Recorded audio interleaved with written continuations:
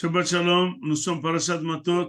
Nous tenons d'abord à féliciter un de nos grands supporters et proches familles, Rahamim Nidam, Rémi, pour le Brit Be'ezrat Hashem qui aura lieu dimanche, qu'on lui souhaite un très très grand Mazal Tov à lui et sa femme, et Be'ezrat Hashem que le Brit se passe bien, et encore à d'autres enfants qui réussissent à les faire grandir facilement et avoir leur smahot Be'ezrat Hashem. C'est le plus important de la vie.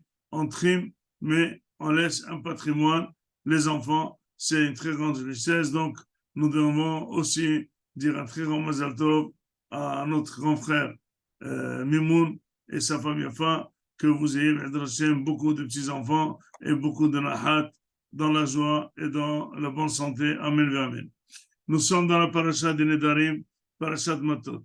Cette paracha dirait qu'il y a deux styles de vœux.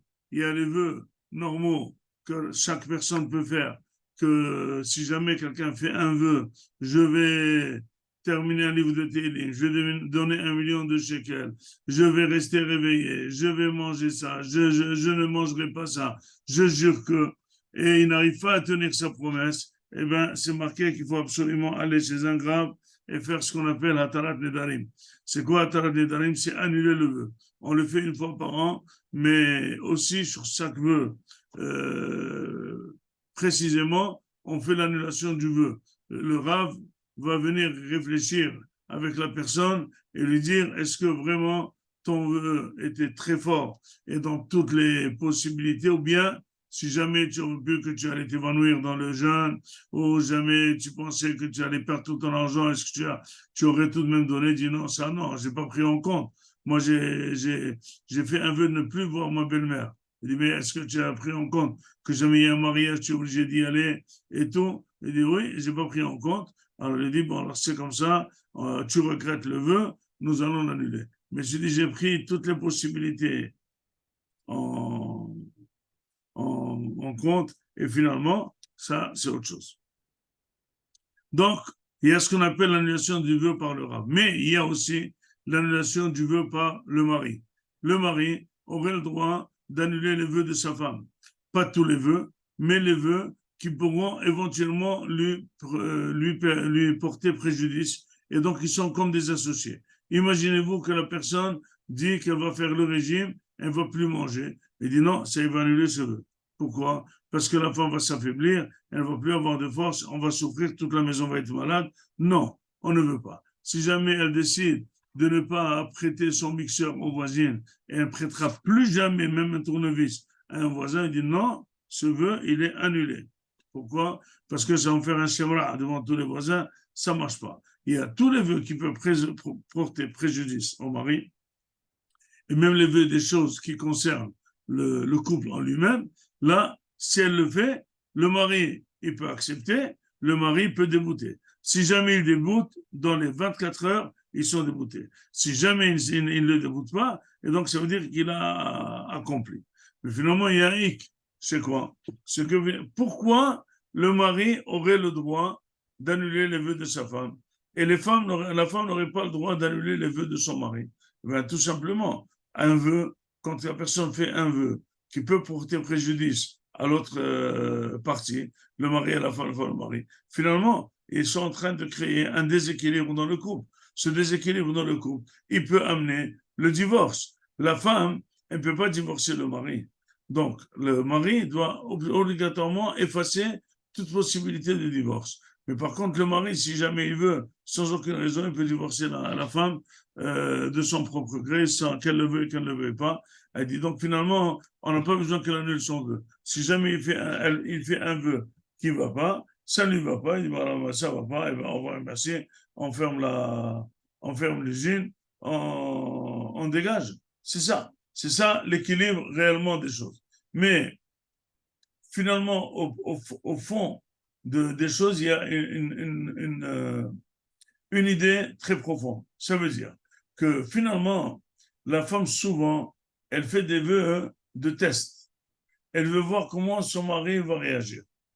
Et souvent, si jamais le mari il réagit par l'annulation du vœu, la femme elle dit, mon mari, il fait attention à moi.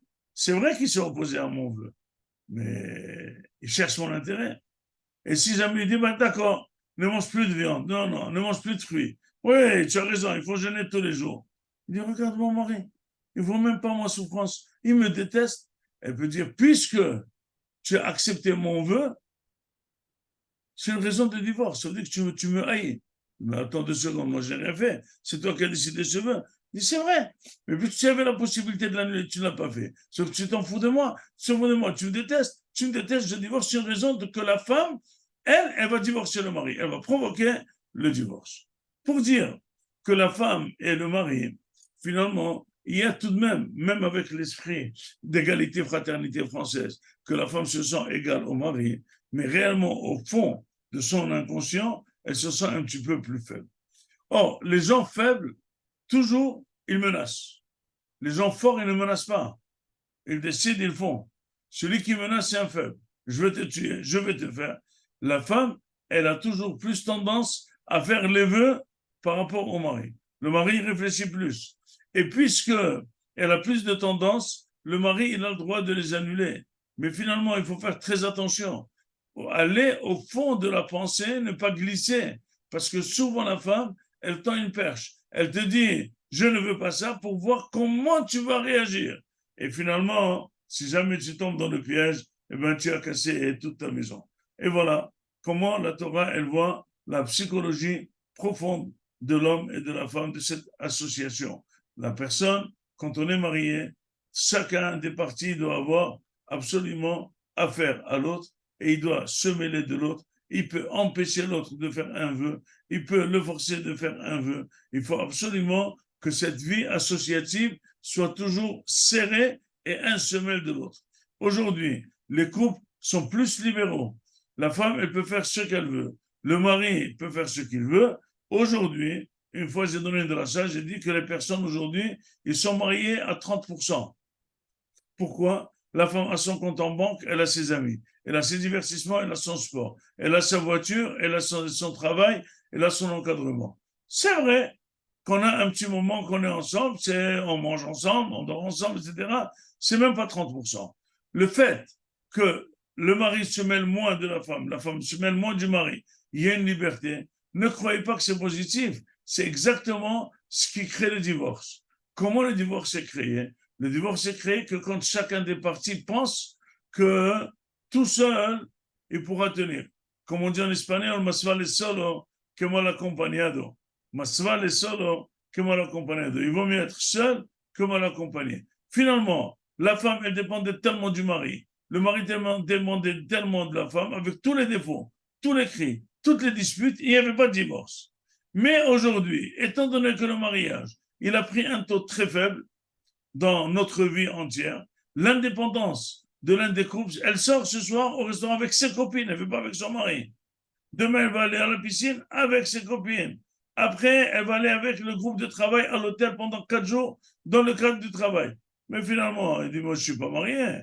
Je suis marié avec le restaurant. Je suis marié avec les choses, il n'y a pas tellement. Donc finalement, quand il réfléchit au divorce, il dit, mais qu'est-ce que j'ai exactement? Qu'est-ce que je vais rater? Mon argent reste l'argent, mon travail, mon divertissement, mes amis. C'est vrai! Ça va, je devrais autrement. Donc, le taux du divorce a augmenté depuis qu'il y a l'égalité de la femme et l'indépendance. Donc, la femme, elle a perché, elle a cherché à avoir des droits par rapport au mari. Augmentant ses droits, elle a diminué les maris qui veulent des femmes comme ça avec beaucoup de droits. Alors que la femme avant, c'est vrai qu'elle n'avait pas beaucoup de droits, mais elle vivait avec un homme toute sa vie et elle était heureuse parce que c'est ce qu'elle avait. Finalement, elle est heureuse de ce qui se passe. Donc finalement, aujourd'hui, on voit très bien, le taux de mariage, il n'est même pas de 35% dans le monde entier. Et le taux de divorce, il est de 70% des 30%. Donc si vous faites le calcul, combien de gens restent mariés, et de ceux qui se restent mariés, combien ils sont prêts à divorcer, eh bien, finalement, il n'y a pas beaucoup de bien mariés. Donc, à nous de savoir que la Torah, elle prévoit que l'homme se mêle du mari, que l'homme se mêle de sa femme, la femme se mêle du mari. Il y a une intense vie commune. On mange ensemble, on fait attention un à l'autre, à sa santé, à comment il vit. Et finalement, l'amour est tellement fort que chaque fois qu'il y a une inattention de l'un vers l'autre, ça peut se traduire comme une sina, comme une haine et provoquer le divorce. Et c'est justement ce que veut la Torah. Cette liaison très forte, c'est comme dit le Midrash, que l'homme et la femme doivent faire un. Ça veut dire que l'homme, c'est une moitié et la femme, c'est une moitié. Il n'y a que deux moitiés qui font un. Aujourd'hui, l'homme et la femme, ils font deux parce que chacun n'arrive pas à couper de soi-même pour faire pour l'autre. Donc finalement, quand on est deux, eh ben, la liaison n'est pas extra et n'est pas très forte. À nous de revenir aux temps anciens, à nous de revenir aux qualités de la Torah, à nous de bâtir des maisons selon la Torah. Avec ça, on construit des bases très fortes et avec ça, on peut aller très loin, avec une très grande famille, avec une intense